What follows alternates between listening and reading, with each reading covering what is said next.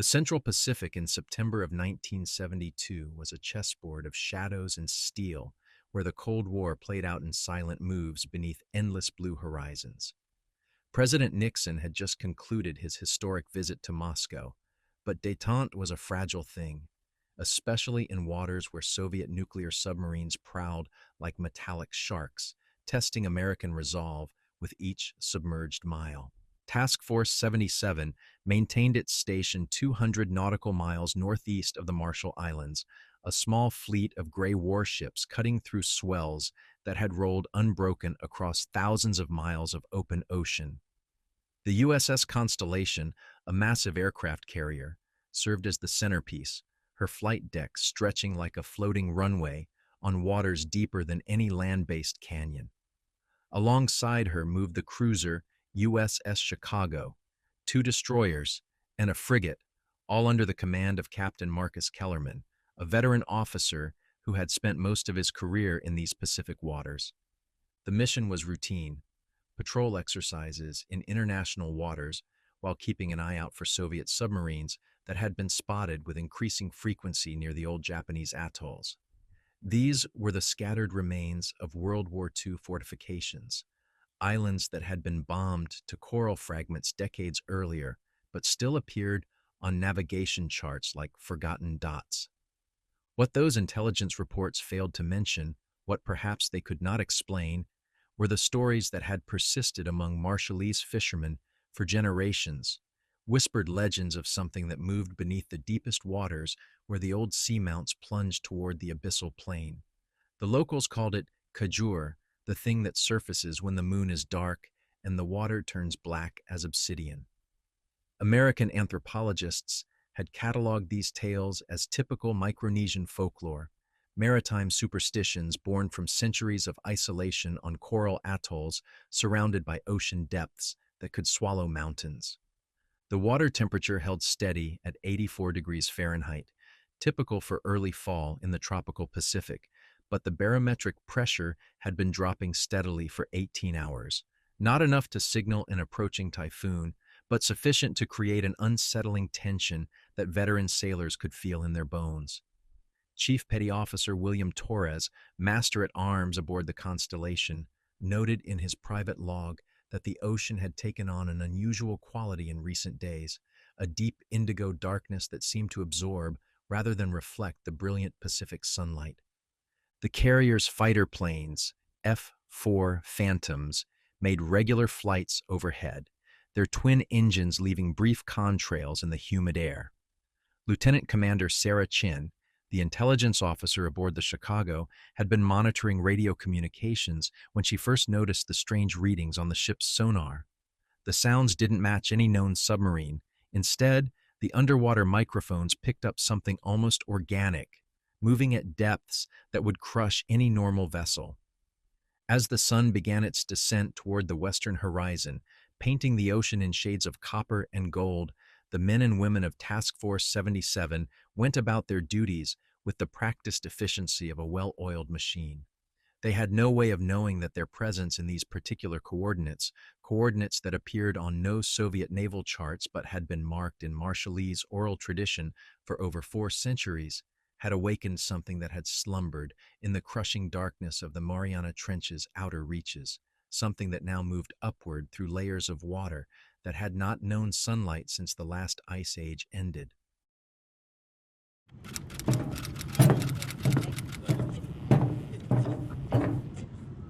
The morning of September 15th brought with it a peculiar stillness that even the most seasoned sailors found unsettling. Chief Petty Officer William Torres had walked the deck of aircraft carriers for over 2 decades, but he noted in his personal log that the ocean had taken on an unnatural quality, a deep, mirror-like surface that seemed to absorb sound rather than reflect it. The usual chatter of dolphins and the distant calls of seabirds had vanished entirely, leaving only the mechanical heartbeat of the ship's engines and the soft whisper of water against the hull. Captain Kellerman stood on the bridge of the Constellation at 0630 hours, coffee cup in hand, reviewing the overnight reports. The weather forecast called for clear skies and light winds, ideal conditions for the planned training exercises. What concerned him were the reports trickling in from the other ships in the task force. Each vessel's sonar operators had logged unusual acoustic signatures throughout the night watch. Not the metallic pings of submarine hulls, but something else entirely, something that seemed to respond to their presence. "Sir, we're getting some strange readings again," reported sonar technician second class Danny Martinez aboard the Chicago. His shift had begun at 0400, and for the past 2 hours, his instruments had been painting a picture that defied conventional explanation. "Contact bearing 270, range approximately 4,000 yards. It's moving too slow for a submarine, too large for a whale." Lieutenant Commander Chen studied the sonar display over Martinez's shoulder, watching as the contact appeared to pulse and shift in ways that violated everything she knew about underwater acoustics. The signature was massive, easily 3 times the size of a nuclear submarine, but it moved with an organic fluidity that no mechanical device could replicate. More disturbing still, it seemed to be rising slowly from the deep ocean floor, ascending from depths where the pressure would instantly crush any known life form. The task force's planned exercises were straightforward enough, a series of coordinated maneuvers designed to test intership communication and response times. The Constellation would launch a flight of Phantoms for mock air-to-surface strikes while the escort vessels practiced anti-submarine tactics. It was the kind of routine training that kept crews sharp during long deployments, the maritime equivalent of shadowboxing. But routine took on a different meaning when Chief Torres reported that several deckhands had complained of persistent nightmares over the past 3 nights. Petty Officer Second Class Maria Santos, a tough Navy electronics technician from Puerto Rico, had approached Torres that morning with dark circles under her eyes and a story that made little sense.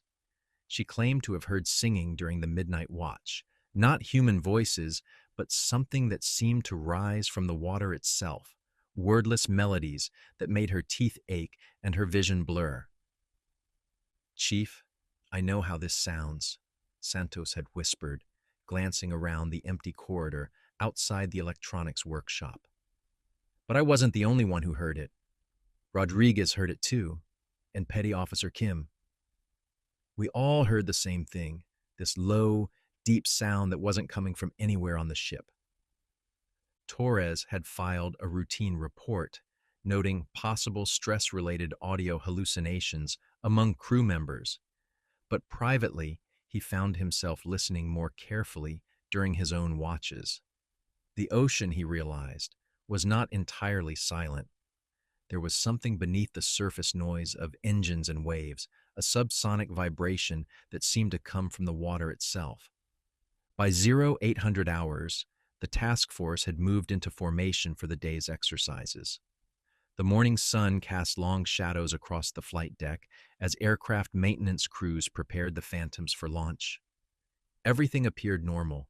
Sailors moved with practiced efficiency, radios crackled with routine communications, and the smell of jet fuel mixed with salt air in the familiar perfume of naval aviation. What the crew could not see, registered only on the most sensitive instruments, was that the water temperature around the task force had dropped by exactly 3.7 degrees Fahrenheit over the past 12 hours. The change was too localized and too precise to be explained by normal ocean currents, and it formed a perfect circle with the task force at its center, as if something vast and cold had positioned itself directly beneath them. The Marshallese legends spoke of Kajur as a guardian of the deep places, a creature that rose only when the ancient boundaries were crossed. But those were just stories, folklore from an isolated people who had lived with the ocean's mysteries for generations. The men and women of Task Force 77 were modern sailors, equipped with radar and sonar, and all the technological advantages of the most powerful navy on Earth.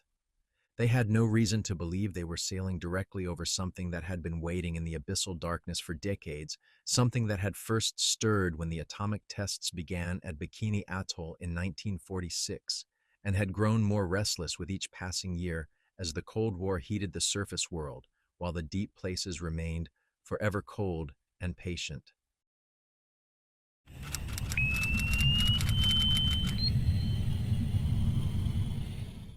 The first Phantom launched at 0945 hours, catapulting from the constellation's deck with the violent grace of controlled thunder.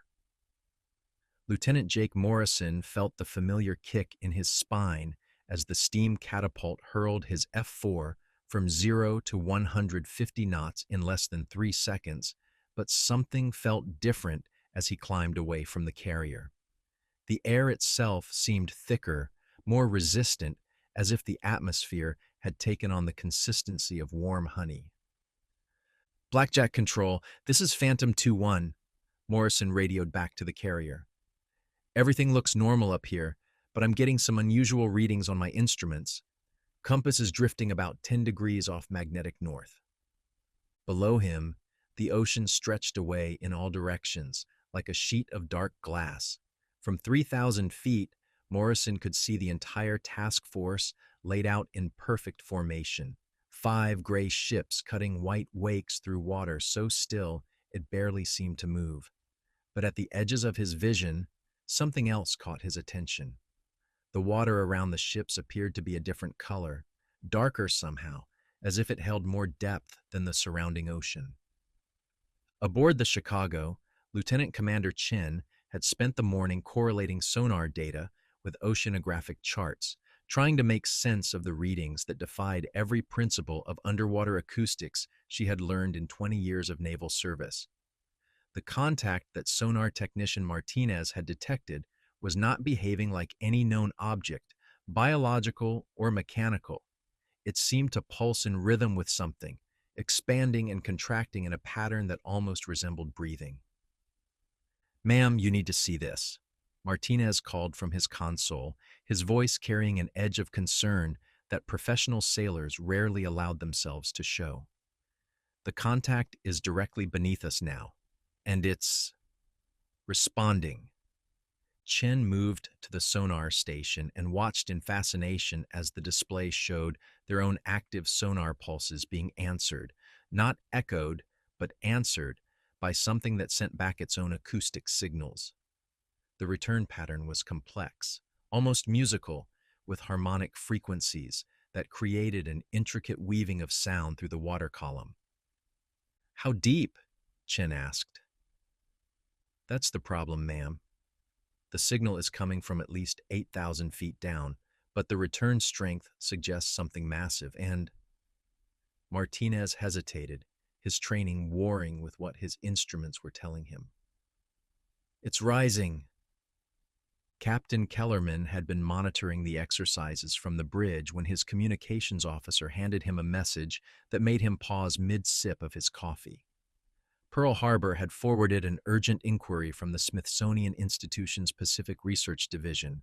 Dr. Elena Vasquez, a marine anthropologist who had spent years studying Micronesian cultures, was requesting immediate contact with any naval vessels operating in the vicinity of coordinates 165 degrees, 42 minutes east, 8 degrees 15 minutes north. The message, transmitted through naval channels with unusual priority, contained information that would have seemed absurd under normal circumstances. Dr. Vasquez had been working with Marshallese elders on Majuro Atoll when several of them had experienced what they described as the awakening dreams, shared visions that came to certain individuals when Kajur stirred from its deep sleep. According to the traditional knowledge keepers, these dreams had not occurred for over 80 years, not since the devastating typhoon of 1891 that had reshaped several atolls. The elders described the creature in terms that American science had no framework to understand. A guardian of the deepest places, neither entirely physical nor purely spiritual, something that existed in the spaces between human understanding. They spoke of it as ancient beyond measure, a presence that had witnessed the birth of islands and would survive their eventual return to the sea. What made Dr. Vasquez's message urgent was the unprecedented nature of the current dreams. Every traditional navigator within a 500-mile radius had experienced the same vision on the night of September 13th, the creature rising from the abyssal depths, drawn by the thunder of metal birds above the sacred waters. The description was so specific and so consistent across multiple isolated communities that Dr. Vasquez felt compelled to risk her academic reputation by forwarding it through official channels. Chief Torres made his afternoon rounds with growing unease. More crew members had reported sleep disturbances, and the ship's medical officer had logged an unusual number of requests for aspirin and seasickness medication. Strange, given the unusually calm seas. Petty Officer Santos found him in the engine room, where the constant noise provided some privacy for sensitive conversations. "Chief, it's getting worse," she reported, her voice barely audible over the turbine whine. "Last night, 6 of us heard it, that sound from the water. And Rodriguez swears he saw something moving under the surface during his watch, something big enough to create its own current." Torres had served on carriers during Vietnam, had weathered typhoons that turned the ocean into liquid mountains, had seen Soviet submarines surface like steel whales in waters where they had no business being. But he had never experienced anything like the subtle wrongness that seemed to permeate the ship. It was as if the Constellation itself was becoming aware of something its crew could not yet perceive. "Keep your people focused on their duties," he told Santos, though privately he wondered if duty would be enough when they encountered whatever was down there in the crushing darkness below. The afternoon training exercises proceeded with textbook precision. Phantom fighters dove and climbed in simulated attack runs, while the escort vessels maneuvered in complex patterns designed to confuse enemy submarines. Everything functioned exactly as intended, except for the growing collection of minor anomalies that individually meant nothing but collectively painted a picture that no one wanted to acknowledge. Compass readings continued to drift. Radio transmissions carried an underlying static that sounded almost like distant voices. The water temperature around the task force had now dropped by 6 degrees, creating a perfect circle of cold water that moved with the ships like a shadow cast upward from the depths. And 8,000 feet below, something that had slumbered in the abyssal darkness since before humans learned to build boats, was rising slowly toward the surface, drawn by vibrations that resonated through the water column like a summoning call it could no longer ignore.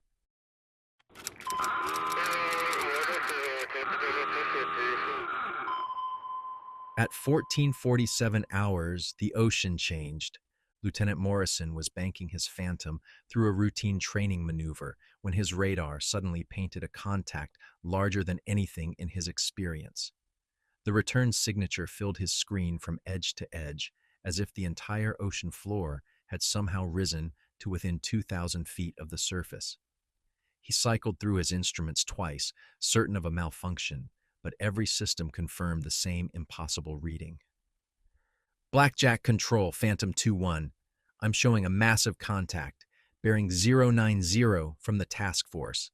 Whatever this is, it's bigger than a city block and rising fast." Captain Kellerman was reviewing Dr. Vasquez's message when the call came in from the Combat Information Center. Lieutenant Commander Chin's voice carried an urgency that cut through the routine chatter of the afternoon watch. "Captain to CIC, immediately. We have a situation." The Combat Information Center aboard the Constellation hummed with controlled tension as Kellerman arrived to find his senior officers clustered around the sonar displays. What he saw there challenged 40 years of naval experience. The screens showed a contact of such magnitude that the equipment seemed inadequate to measure it properly. The acoustic signature suggested something over 300 meters in length, rising from depths that should have been empty except for crushing water and darkness. "Sir, it started moving approximately 12 minutes ago," Chen reported, her professional composure barely containing her bewilderment. "Initial depth was 8,700 feet. Current depth is 4,200 feet and ascending at a rate of roughly 6 feet per minute." Identification. Unknown, sir. The acoustic signature doesn't match any submarine in our databases, Soviet, Chinese, or otherwise. And frankly, sir, she paused, choosing her words carefully.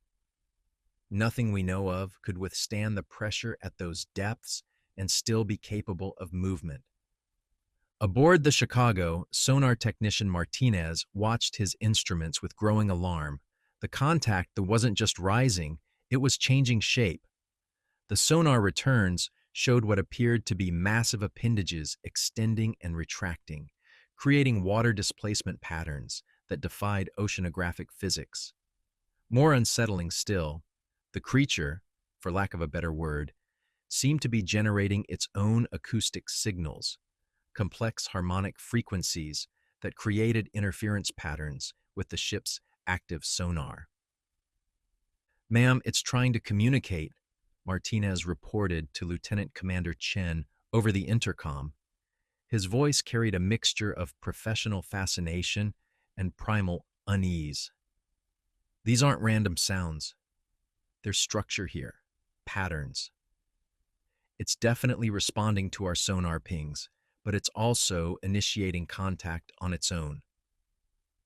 Chief Torres felt it before he heard it, a vibration that seemed to come through the steel deck plates themselves.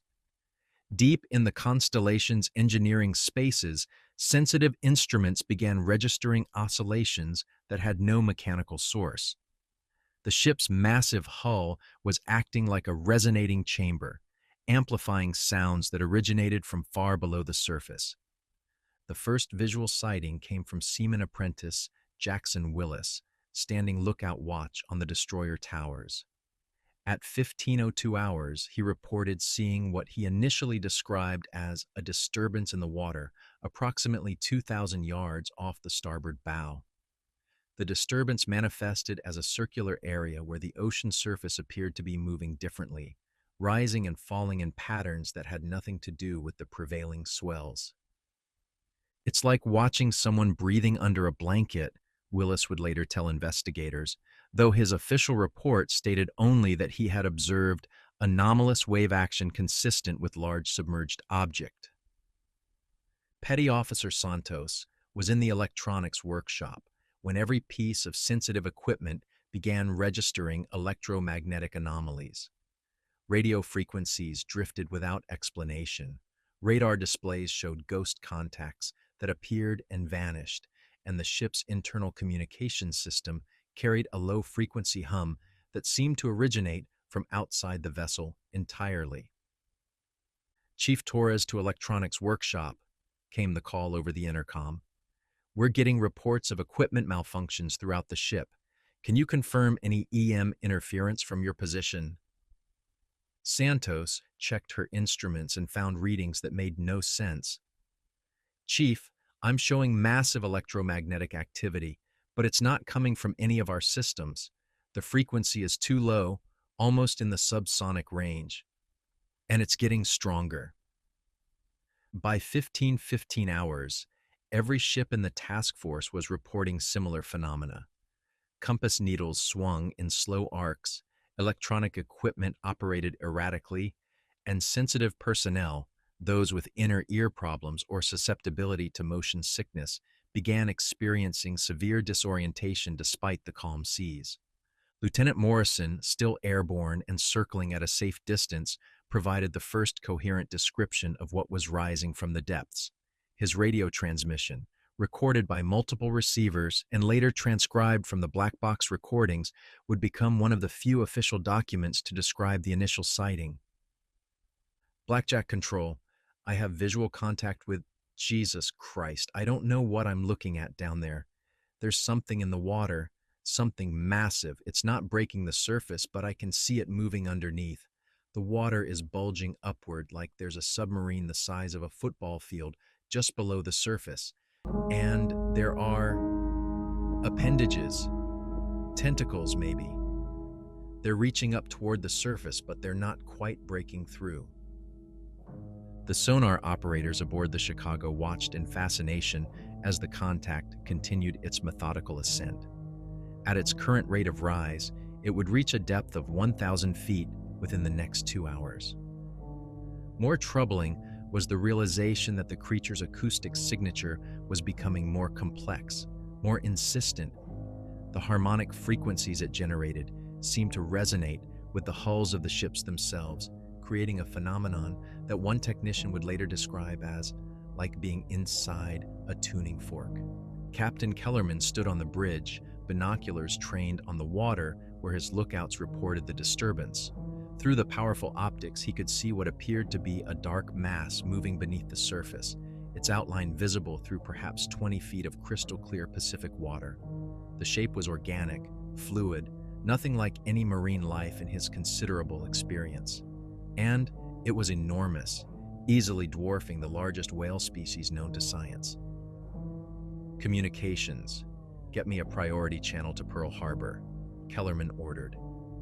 We need to report contact with an unknown submerged object of unprecedented size and see if you can raise Dr.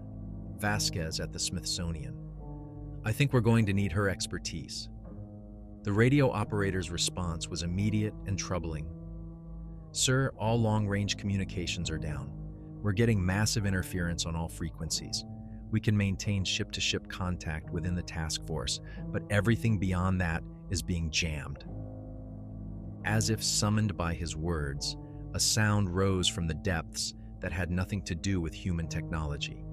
It was felt more than heard, a subsonic vibration that seemed to originate from the ocean floor itself and rise through 8,000 feet of water to resonate in the steel bones of the ships above. Every sailor in the task force felt it in their chest, a pressure that made breathing difficult and thoughts scatter like startled fish. The thing in the depths was no longer content to simply observe the surface world. After decades of patient watching, it had begun its ascent toward a confrontation that would test every assumption about what lived in the deepest places of the Earth's oceans.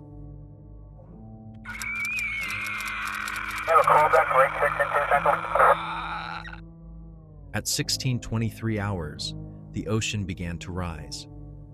What started as a barely perceptible swell quickly grew into something that violated every principle of oceanography. The water around the task force lifted in a perfect dome, as if an invisible hand were pushing upward from the depths.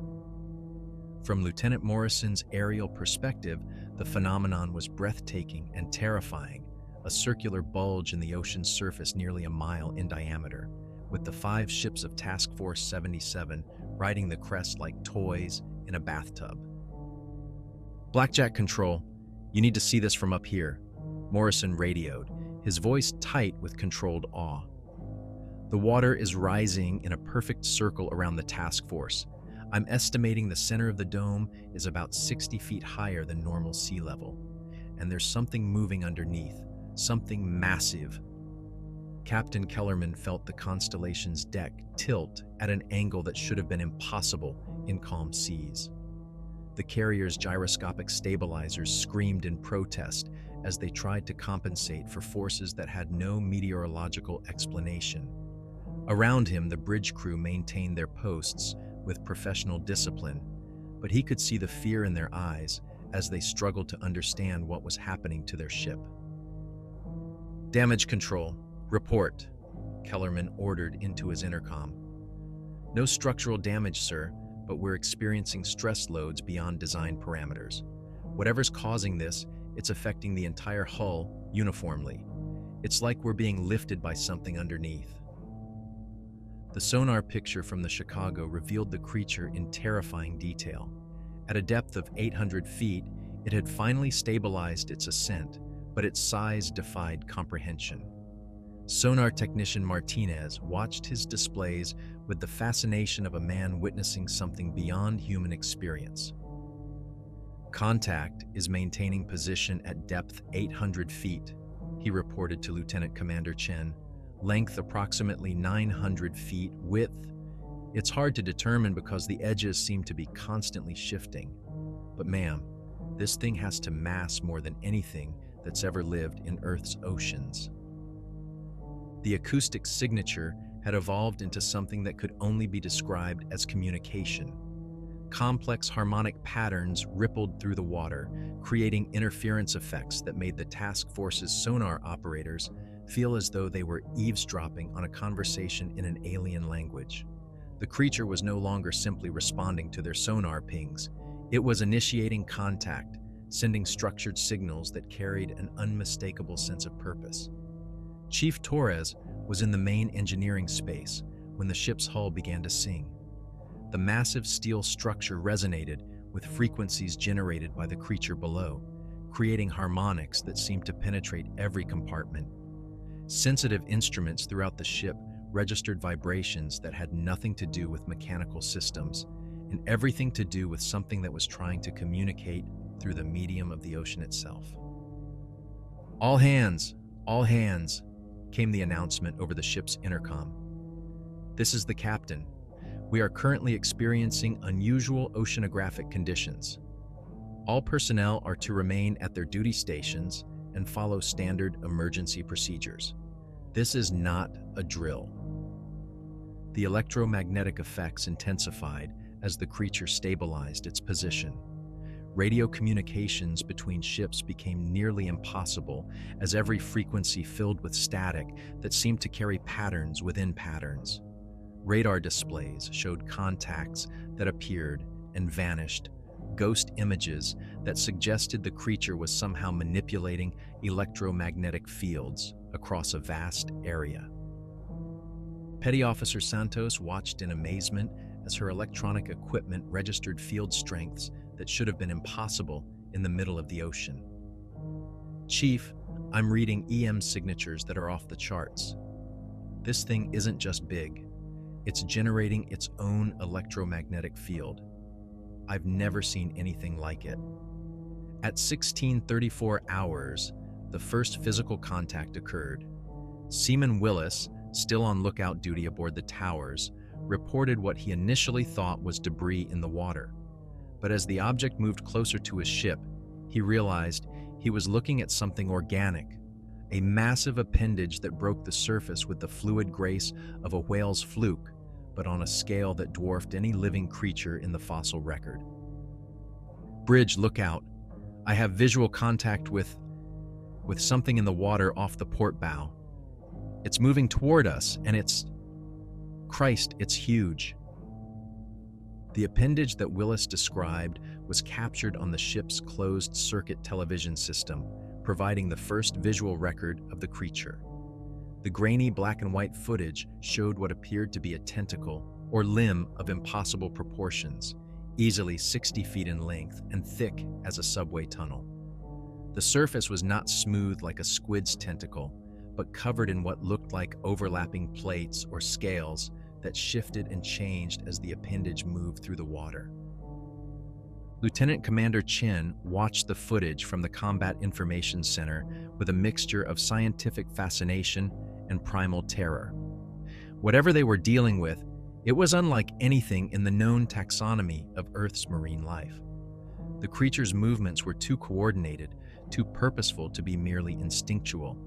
There was an intelligence behind those actions that was trying to make contact. Sir, it's approaching the towers, Chen reported to Captain Kellerman. Range approximately 200 yards and closing. The appendage appears to be investigating the hull. Through binoculars, Kellerman could see the massive tentacle moving along the destroyer's waterline with delicate precision. Despite its enormous size, the creature was being remarkably gentle, exploring the ship's hull like a blind person reading Braille. The contact was clearly deliberate, investigative rather than aggressive. The subsonic harmonics reached a crescendo that made every person in the task force feel as though their bones were vibrating in sympathy. The sound was felt more than heard, a deep thrumming that seemed to originate from the creature's core and radiate outward through thousands of tons of seawater. For those sensitive to such frequencies, the effect was overwhelming. Several crew members reported seeing colors that had no names and hearing music in languages that had never been spoken. Dr. Vasquez's warnings about the awakening dreams suddenly took on new relevance as crew members throughout the task force began experiencing shared visions. Petty Officer Santos found herself seeing flashes of underwater landscapes that had never known sunlight, vast cities built from coral and volcanic rock, inhabited by beings that moved through water with the same ease that humans walked through air. "This isn't random," she reported to Chief Torres over the intercom, her voice carrying an odd note of certainty. "It's showing us something. This creature, it's not just an animal, it's trying to communicate, to show us where it comes from." The creature's investigation of the towers continued for 17 minutes, during which time the massive appendage explored every accessible portion of the destroyer's hull. Sonar operators reported additional appendages moving beneath the other ships, conducting similar examinations with the same careful precision. Whatever the creature was learning from these contacts, it seemed to find the information significant. At 16:51 hours, the investigation ceased. All appendages withdrew simultaneously, disappearing beneath the surface with barely a ripple to mark their passage. The electromagnetic interference stopped as abruptly as it had begun, and radio communications cleared for the first time in over an hour. The dome of raised water began to subside, lowering the task force back to normal sea level with surprising gentleness. But the creature did not depart. Sonar contacts showed it maintaining position at exactly 800 feet depth, directly beneath the center of the task force formation. The acoustic signals continued, but they had changed character entirely. Where before they had carried an exploratory quality, now they seemed almost expectant. Lieutenant Morrison, still circling overhead, was the first to spot the new development. "Blackjack Control, I'm seeing multiple contacts rising from the depths. Not as large as the primary contact, but significant. Count is... Jesus, there are dozens of them." The sonar picture from the Chicago confirmed Morrison's sighting. Smaller contacts, though still massive by any conventional standard, were ascending from the abyssal depths. Each was perhaps 50 to 70 feet in length, moving with the coordinated precision of a military formation. They arranged themselves in a perfect circle around the primary creature, maintaining exact spacing as they rose to take position at varying depths between 400 and 600 feet. The ocean around Task Force 77 had become something unprecedented in human experience, a gathering place for intelligences that had evolved in the deepest trenches of the Pacific, beings that had observed the surface world from afar and had finally decided that direct contact was necessary. The question that hung unspoken in the minds of every sailor in the task force was simple. What did they want?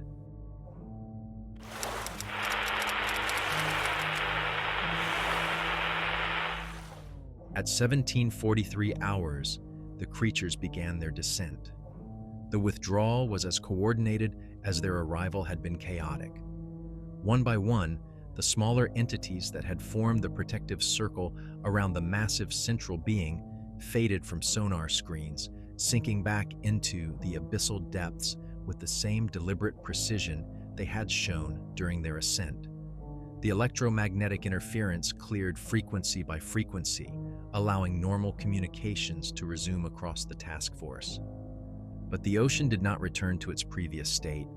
The water temperature remained 8 degrees below normal in a perfect circle, extending 3 nautical miles from the task force's position.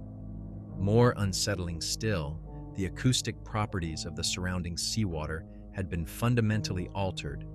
Sonar operators reported that their equipment was now detecting sound signatures from depths that should have been beyond their range, as if the creature's presence had somehow enhanced the water's ability to carry information.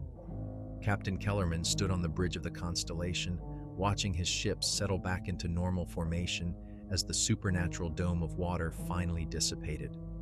The immediate crisis had passed, but the implications of what they had witnessed were only beginning to sink in.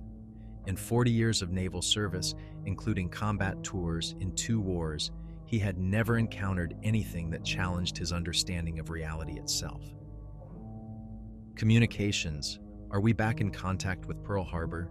he asked. "Yes, sir. All frequencies are clear. Admiral Morrison is requesting an immediate priority report on our status." Kellerman paused, considering how to explain the past 3 hours to a fleet commander who had not witnessed the impossible. How do you report first contact with an intelligence that dwells in Earth's deepest ocean trenches? How do you describe creatures that manipulate electromagnetic fields and communicate through harmonic frequencies that resonate through steel hulls? "Tell the Admiral we've encountered an unidentified submerged object of unprecedented size and apparent intelligence. Full report to follow once we've completed damage assessment and debriefing procedures." The damage assessment revealed something remarkable. Despite the massive forces involved in the encounter, not a single ship in the task force had suffered any structural damage. The creature's manipulation of the ocean had been so precisely controlled that even delicate electronic equipment remained functional. It was as if whatever had lifted them 60 feet above normal sea level had taken extraordinary care not to harm them. Lieutenant Commander Chin compiled the sonar data with growing amazement. The acoustic records showed that the creature had not only been communicating during the encounter, it had been learning. The harmonic patterns it generated had evolved over the course of the contact, becoming increasingly sophisticated as it apparently decoded the electromagnetic signatures of human technology. "Sir, I think it was studying us," she reported to Captain Kellerman during the post-incident briefing. The acoustic patterns show clear learning behavior. It started with simple harmonic responses and gradually developed complex communication sequences that seemed designed to interface with our sonar systems. Chief Torres gathered reports from crew members throughout the task force, documenting the strange experiences that had accompanied the encounter. Over 40 sailors reported shared visions during the peak of the creature's presence, images of vast underwater cities, beings that moved through water with impossible grace, and technologies that seemed to blend the organic with the mechanical in ways that human science had never imagined. Petty Officer Santos provided perhaps the most detailed account of these visions. "It wasn't like dreaming," she explained during her debriefing. "It was more like being shown something, like the creature was trying to explain where it came from.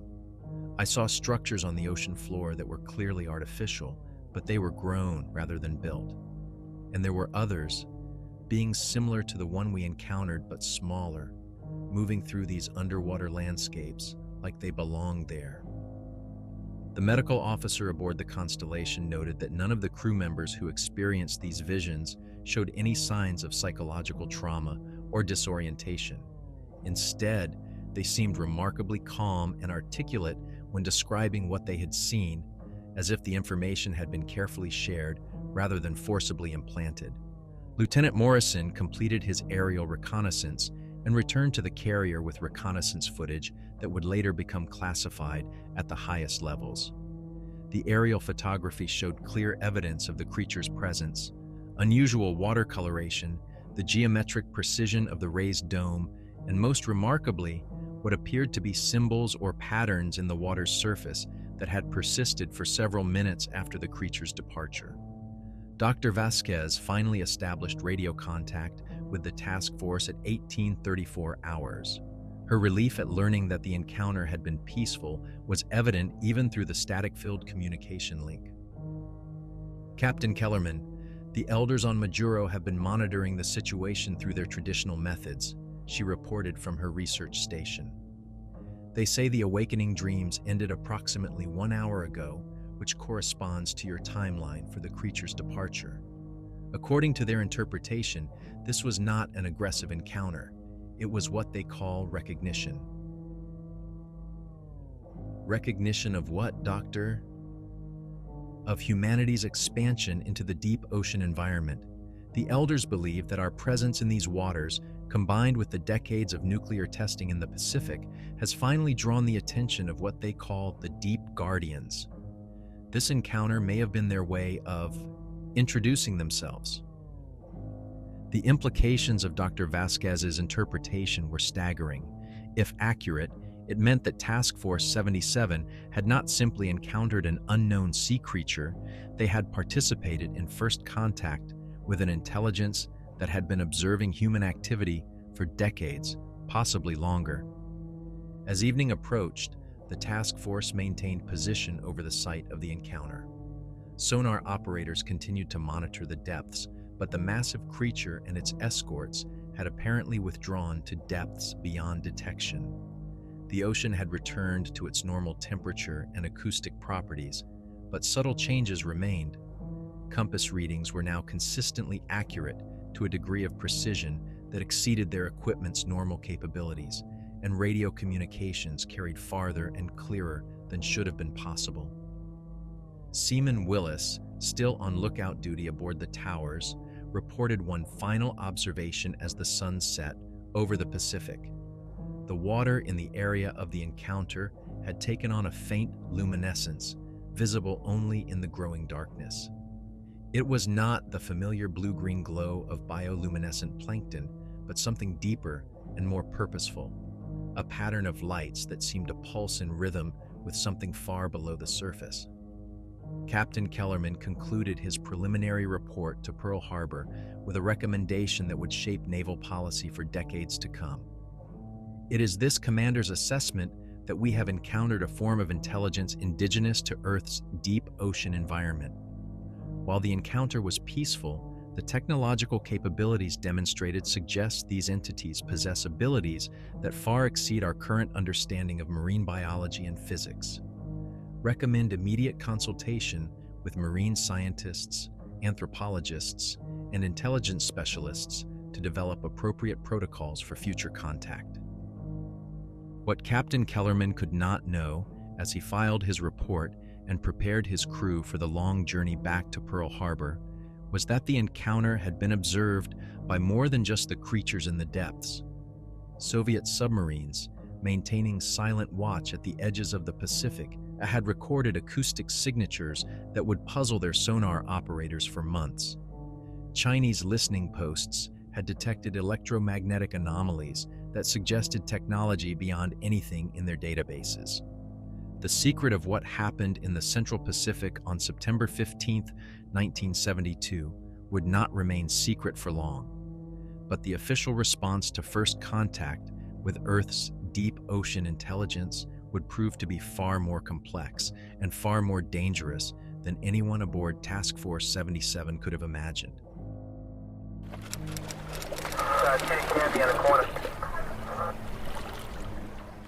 The official report filed by Captain Kellerman would undergo 17 revisions before reaching its final classified form.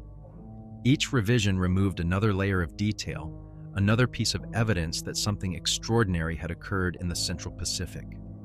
By the time it reached the desks of the highest military and intelligence officials, the document described only equipment malfunctions and unusual oceanographic conditions during routine training exercises. Dr. Elena Vasquez received a visit from State Department officials exactly 72 hours after her last communication with Task Force 77. The men who arrived at her research station on Majuro Atoll were polite but firm in their message.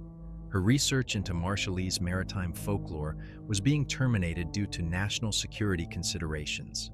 Her field notes, recordings of interviews with tribal elders, and all documentation related to the Kjur legends were confiscated under the authority of the Espionage Act. "Doctor, we appreciate your cooperation in this matter," said the senior official, a thin man in a tropical weight suit who never provided his name. "Your work has been valuable, but certain aspects of it intersect with classified military operations. We're sure you understand." Dr. Vasquez understood perfectly. She also understood that the manila envelope left on her desk after their departure contained a transfer to a prestigious position at the Woods Hole Oceanographic Institution, along with funding for a new research project focused on deep-sea coral formations, work that would keep her far from Micronesian waters and even farther from indigenous folklore. The crew members of Task Force 77 found themselves under similar pressure upon their return to Pearl Harbor. Chief Torres was the first to be approached during what was described as a routine debriefing, but took place in a windowless room with men who wore no uniforms and carried no identification. "Chief, you've had a distinguished career," one of them said, reviewing Torres's service record. 23 years, exemplary performance ratings, due for retirement in 18 months.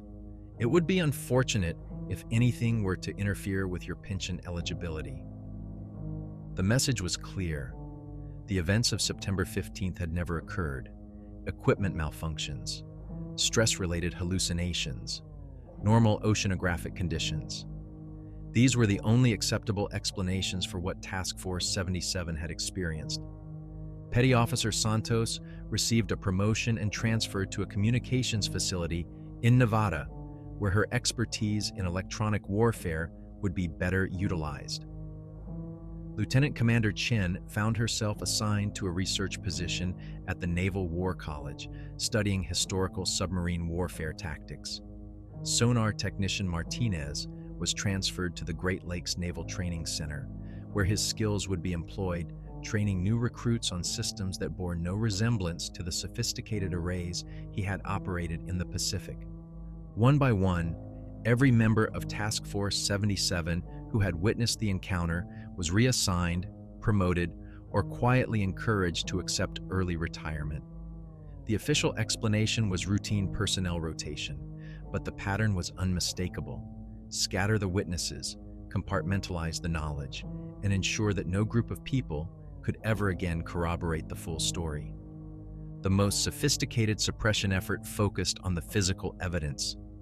The reconnaissance footage shot by Lieutenant Morrison was classified beyond top secret and disappeared into a vault at the National Security Agency. The sonar recordings from the Chicago were transferred to a special projects division that officially did not exist. Even the ship's logs were altered, with pages containing references to unusual contacts replaced by forgeries describing routine training exercises. But the Marshallese elders had been keeping their own records for far longer than the United States Navy had existed. On Majuro Atoll, traditional navigators gathered in the meeting house where their ancestors had preserved oral histories for over 1,000 years. The awakening dreams had ended, but they had left behind knowledge that would be carefully preserved according to customs older than written language. The metal ships came to the sacred waters, intoned Master Navigator Jonathan Kabua, his weathered hands tracing patterns on a stick chart that mapped currents and swells across thousands of miles of ocean. They brought the thunderbirds that roar across the sky. Kajur rose to meet them, as we knew it would when the boundaries were crossed. The younger navigators listened with the same attention their ancestors had given to stories of typhoons and star paths. This was not folklore to them. It was recent history, as real and significant as any other event in their maritime culture. "What did the Deep Guardians learn from the metal ships?" asked one of the apprentices. Kabua considered the question carefully. "They learned that the surface people have become powerful, but not wise. They learned that we make much noise but listen poorly.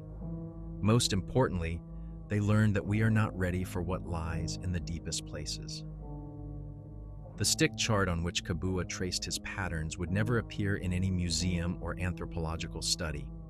The location it marked, coordinates that corresponded exactly to 165 degrees 42 minutes east, 8 degrees 15 minutes north, would be remembered through traditional knowledge systems that had survived centuries of colonization, war, and cultural suppression.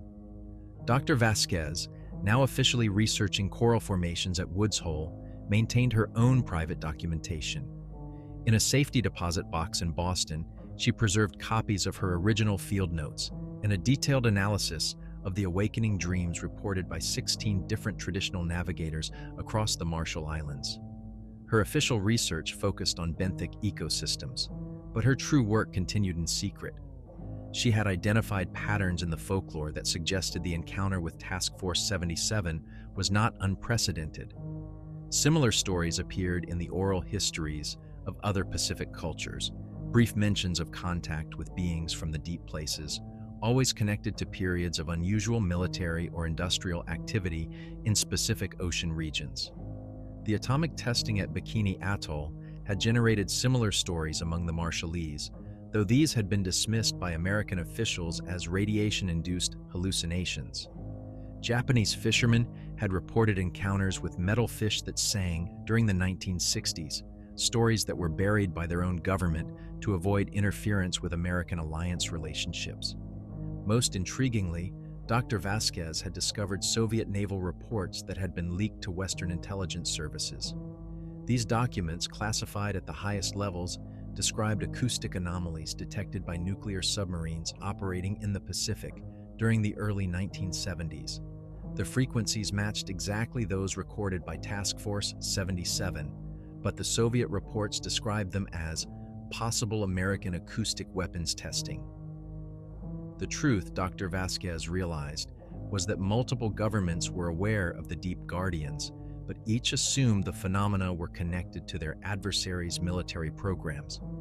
The result was a conspiracy of silence born from mutual suspicion rather than coordinated cover-up. By 1975, most of the personnel from Task Force 77 had completed their reassignments and left active duty. Captain Kellerman retired to a small coastal town in Oregon, where he spent his remaining years watching the ocean and wondering what moved in its deepest places.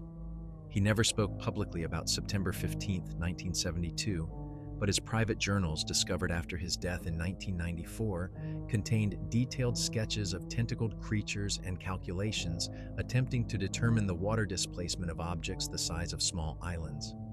Chief Torres opened a marina in San Diego, where he trained civilian boat operators in maritime safety. He was known among his students for his unusual emphasis on respecting the ocean's deeper mysteries, though he never explained why he insisted that certain coordinates in the Central Pacific should be avoided by recreational sailors. The official record remained sanitized: equipment malfunctions, routine training exercises, nothing more. But the ocean itself retained evidence that no classification level could suppress. The coordinates where Task Force 77 had encountered the Deep Guardians became known among certain circles of marine researchers as an area of unusual acoustic properties. Unauthorized scientific expeditions reported water temperature anomalies and electromagnetic effects that suggested the presence of something vast moving in the abyssal depths. On Majuro Atoll, Master Navigator Kabua trained a new generation of traditional navigators in the old ways of reading ocean swells and star patterns. But he also taught them to recognize the signs that preceded an awakening: the subtle changes in water color, the unusual behavior of deep-sea fish, and the dreams that came to those sensitive enough to hear the ocean's deeper voices. Kajur sleeps again, he would tell his students as they studied the stick charts that mapped not just physical currents, but the boundaries between the known and unknown. But it watches, it remembers, and when the surface people again disturb the sacred waters with their thunder and metal, it will rise. The last entry in the classified files of the Special Projects Division, dated December 15, 1972, consisted of a single recommendation: continue monitoring Pacific deepwater regions for anomalous acoustic signatures. Maintain communication protocols with allied intelligence services regarding unusual oceanic phenomena. Above all, avoid provocative actions in documented contact zones until we better understand what we're dealing with. 47 years later, those protocols remain in effect. The men and women who serve aboard modern naval vessels in the Central Pacific carry sonar equipment far more sophisticated than anything available to Task Force 77, but their orders remain the same: observe, record, but do not engage. Because somewhere in the crushing darkness, 8,000 feet below the surface, Ancient intelligences continue their patient watch over waters that have belonged to them since long before humans learned to build ships or dream of conquest. The ocean keeps its secrets, but it also keeps its guardians.